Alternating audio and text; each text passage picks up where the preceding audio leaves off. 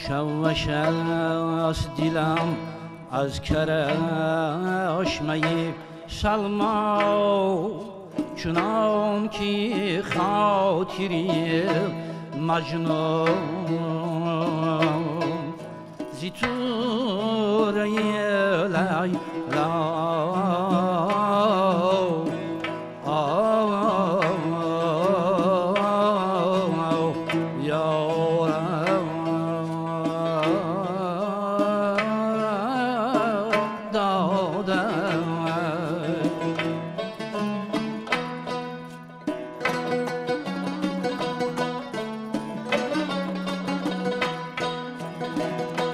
مشوش است دلم از کرشمه سلما،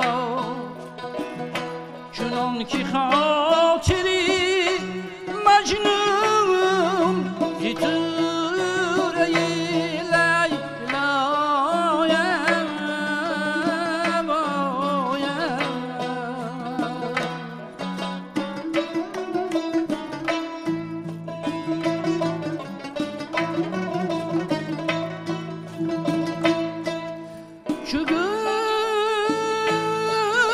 شکر دیه درد دیه شمع تسکین چطور شون شوی وارهانی از شفرای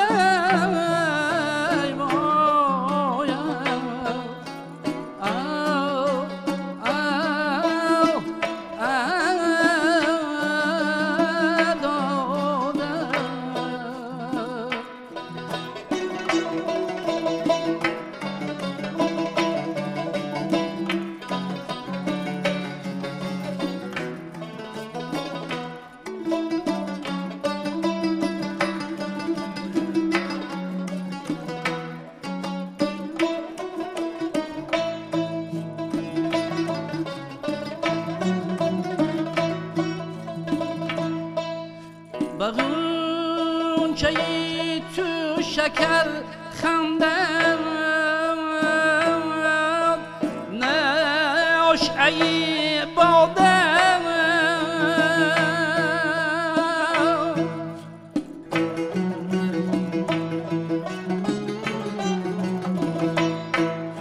بسون بولی تو دوری گوش موری افعال بغونچه تو شکر خندم ناشعی بادم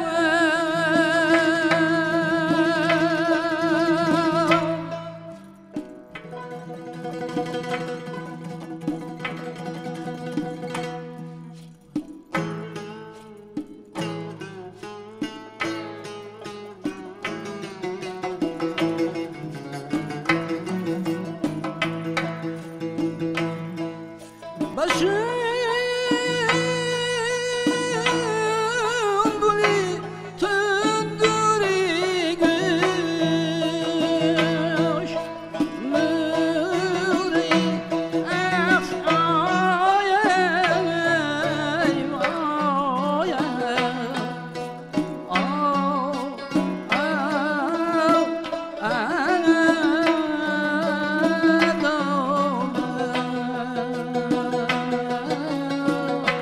bir burada nergis şitu abi canı babı şabeğun şeytu babimu çizimuşa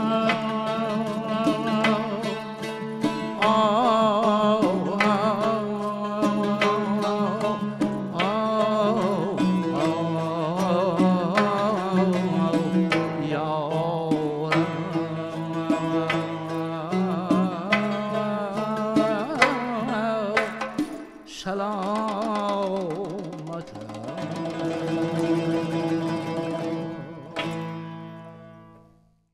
دوستان سلام. ما در برنامه خاطره‌ها بارها اطراف موسیقی سنتی تاجیک شش مقام حرف زدیم و بیشتر در مورد آنی که چگونه ساختار دارد و چگونه اجرایش ها دارد گفتیم. این بار می‌خواهیم بیشتر تکیه کرده باشیم به متن این موسیقی و از نوشته های سردفتر ادبیات کلاسیک فارس و تاجیک استاد ابو عبدالله رودکی گفته باشیم که در موسیقی سنتی خیلی زیاد استفاده شده است و در مهمانی نوبتی برنامه خاطره ها حضور دارند یک گروه کسبی موسیقی استادان شش مقام و همچنین همصحبت ما هستند اویزوف عبدالمجید اعلاچی فرهنگ تاجیکستان. خوش آمدید. رحمت. در آغاز برنامه سروده که اجرا کردیم اوشاق رودکی بود. گفتیم که بیشتر وسیع استفاده شده است در این موسیقی سنتی از نوشته های استاد. شهرول سلام و درود به مردمی که امروز ها ما را گوش میکنند و رو میآورند به موسیقی سنتی شش مقام، یعنی شش مقام بسیار گوش میکنند و امروز ما تصمیم گرفتیم که یک چند سرودهای استاد رودکی، یعنی از اوشاق رودکی با دیگر سرودهاشون پیشکشی بینندگان کردیم و امروز ما تصمیم گرفتیم با همراهی برادران یک چند سرودهای کلاسیکی رو پیشکشی مخلصان کردیم، پیشکشی هواداران شعر فارسی کردیم. این سرود رو که شما اجرا کردید مثلا از تأثیر متن رودکی همه ما آگاه هستیم که چند نسل رو تربیت کرده است متن‌های نوشته های او، مضمون بلندی نوشته هایش و این غزل در ردیف همون غزل های بلند مضمون خوبی رودکی بود و از آنی که کدام استادان اجرا کردن مثلا این نیز یک تاریخ خود رو دارد این سرود. بله، استاد جوربیک مرادوف خواندگی هستن، یعنی ما بازخوانی کردیم این سرود با قاسم جان هستم اجرا کردگی هستن، با چند آدم احمد باقل اجرا کردگی هستن این سرود و اوشاق رودکی با حاضر همین کار کردیم با همراهی برادران و اجرا کردیم و با اسباب‌های صرف ملی اجرا کردیم. بله، ما تصمیم گرفتیم امروز که با اسباب‌های ملی همین سرود سراییده باشیم، یعنی که در دوران با استاد رودکی عود، چنگ بود، بربط بود، یعنی با اسباب ملی می‌خوندم در اون دوره. برای همین ما تصمیم گرفتیم که با اسباب‌های ملی همین سرود سراییده باشیم. و باز یک سرود دیگر داریم در ادامه. کدام سرود است؟ چون تیغ به دست آوری مردم نتوان کشت، به دردی گذشته و امروزه میخورد، برای همین تیار کردیم که خوانیم. بله، به سرود رو میشنویم، بعدا در مورد این متن ولو، در مورد این نوشته زیبا صحبت خواهیم کرد.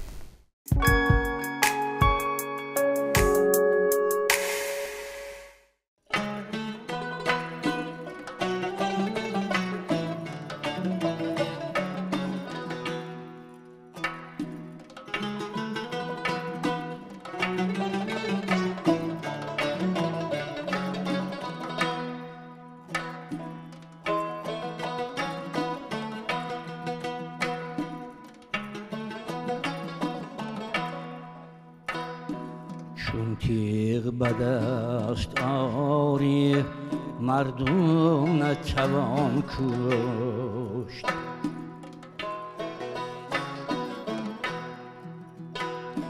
نزدیکی خداوند بدی نیست فراموش.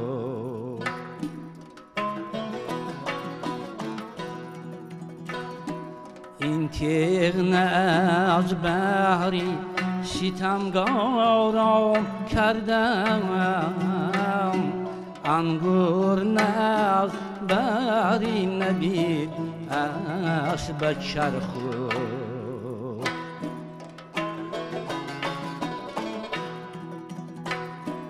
این تیغ نه از بحری ستمگاران کردم، انگور نه از بحری نبید اسب چرخو.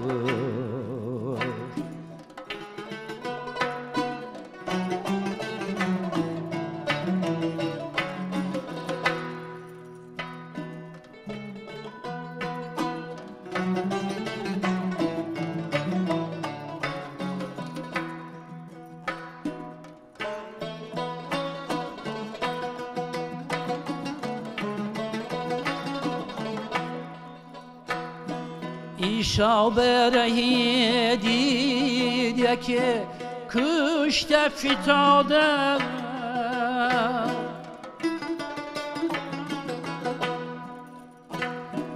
حیران شد و بگرفت بدن دان سری انگشت ایشا برهی دیده که کشته فتاده حیران شد و بگرفت بدن دان سری انگشت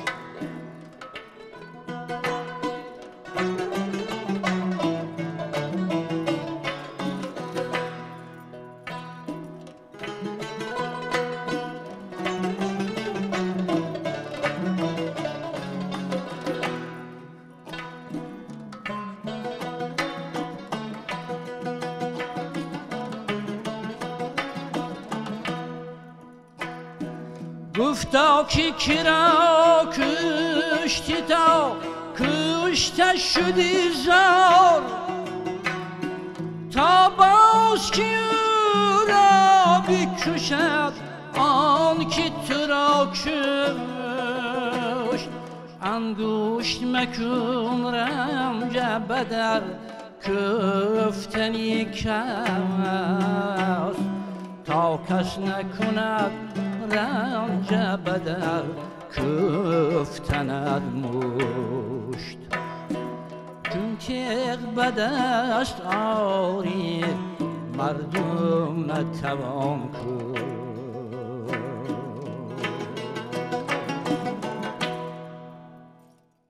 این غزل در خاطر همه ما است. ما این غزل رو بسیار خوب میدونیم. همه گمونم که هر نسل نو نیست این مصرع ها رو میشنوند و تأثیرش رو حس میکنند که در آمیزش با آهنگ شش مقام بسیار خوب اجرا کردید. حالا یک چند سال پیشتر یعنی تولید شد آهنگ در هوای موسیقی سنتی و به شاگردان درس دادم، به شاگردان یاد دادم و یک چند این سرود رو در چند محفل های رویده که یعنی در برآمدهای بچه‌ها در آزمون ها یعنی بازخوانی کردند و اشتراک کردند. وارد کردن این متن به آهنگ در رویه شش مقام کار شما است؟ بله. چگونه بود مثلا انتخاب و وقتی که شما اجرا میکرده در محفل های رودکی؟ این به درد مردم بخوره چون تیغ به دست آوری مردم نتوان کشت نزدیک خداوند بدی نیست فراموش. یعنی که در نزد خداوند همه چی معلوم است که کی بد است کی نیک است. همه خاطر اینا مردم ناز قبول میکنن. از شاگردان چی اونها در کجا اجرا میکردن؟ مثلا در آزمون های جمهوری و یا چگونه در چهاربینی ها؟ نه در چهاربینی های فرهنگی که در خانه های فرهنگی بود یا که در شیابه های فرهنگ آزمون ها میشد یا کنسرت ها میشد اشتراک میکردم میخوندم. توجه جوانان نیز خیلی زیاد است، خیلی خوب است به همین موسیقی سنتی تاجیک همینطور نه؟ بله موسیقی سنتی حاضر بسیار جوانان رو آوردن به موسیقی سنتی یعنی به شش مقام.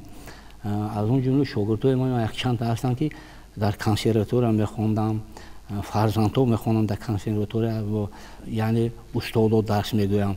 موسیقی شش مقام یعنی مکتبی استاد شاگرد است که هم خیلی حضرت مولوی میگوید که هیچ کس از پیش خود چیزی نشد، هیچ آهن خنجری تیزی نشد. یعنی این به کدام خاطر گفته شده است که هر کی خودش یکون چی نمیشه یعنی بی استاد. لیکن من موسیقی که ژانرهای لیریکی هستم یا استراد هستم ممکن خونده شود لیکن بی استاد شش مقام یا فلکه اجرا کردن به فکر من قیمتر است. چون این موسیقی یک مضمون بلند، یک ساختاری مکمل، یک اجرایش بسیار دشوار نیز دارد که نمیشود چگونه شما گفتید بدون استاد اجرا کرد و آموخت این موسیقی را. و باز هم از نوشته های استاد رودکی یک سرود داریم. بله لیکن پیش از من میگم که غزل های استاد رودکی ربایی و قطعه و قصیده سراسر پند و اخلاقی است. بله. برای همین ما باید جوانان را تربیت کنیم در روحیه همین غزل‌های رباعی‌های استاد رو دیگه. با یک سوره دیگر میخونم: بیارم مک پنداری روان یاقوت نابستی. مرحمت.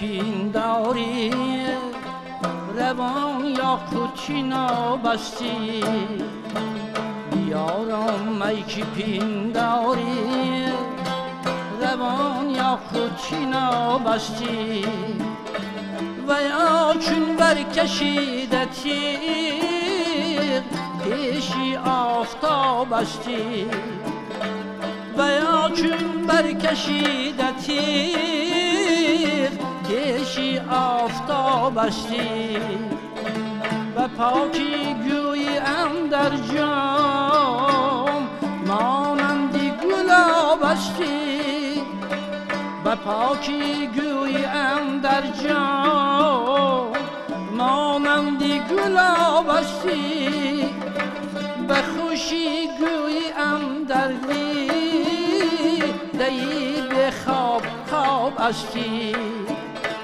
به خوشی گویی در دیدی به خواب خواب استی.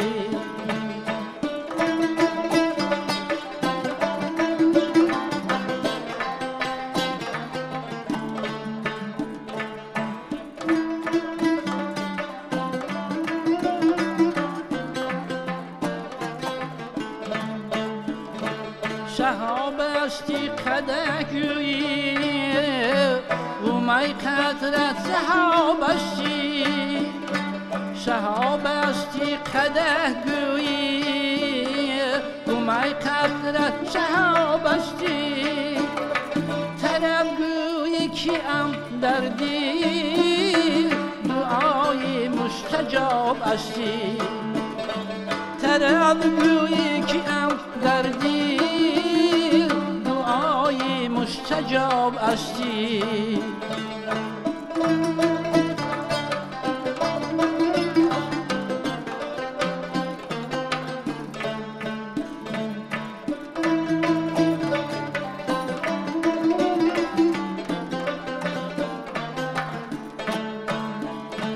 اگر من نیستی یک شب همه دلها خراب استی،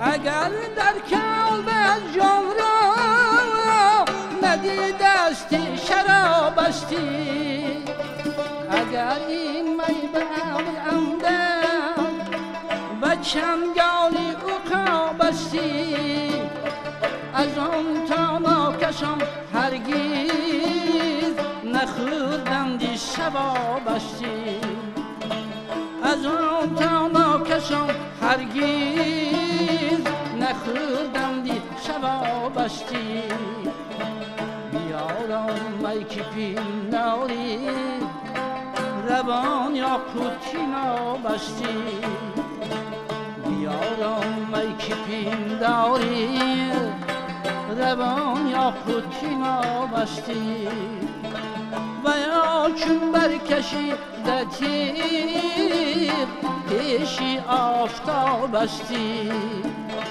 و یا چون برکشیده تیغ پیشی آفتاب استی،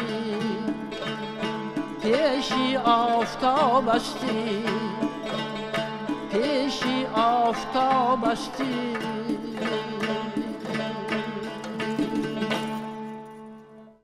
در هوای آهنگ‌های کلاسیکی و غزل‌های استاد عبدالله رودکی برنامه خاطره ها رو تهیه کرده منظورتان ساختیم دوستان عزیز و بار دیگر یادآور میشویم که در مهمانی نوبتی برنامه‌مون حضور داشتند استادان شش مقام و همصحبتمون بودند عویزف عبدالمجید علوچی فرهنگ تاجیکستان و این فرجام برنامه است عزیزان. باز هم کوشش میکنیم که با سرودهای خاطرمان با سرودهای ماندگار در برنامه‌های دیگر همراهتون باشیم. خیر.